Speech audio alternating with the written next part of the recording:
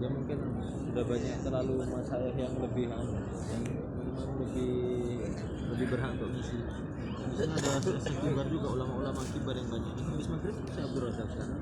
Di pintu 8 yang anak temennya itu Syekh Abdul Razak itu termasuk yang paling rapi. Rata-rata Indonesia ya banyak ya. Nah kalau Ustaz Arif Kibar itu Indonesia rata-rata Arif Kibar.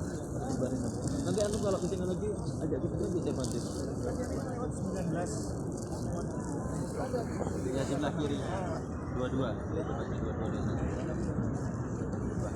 Mau dipercaya sama raja. Kalau haji itu satu raja.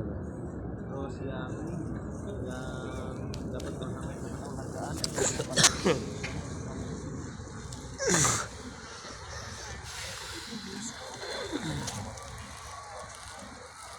dua orang.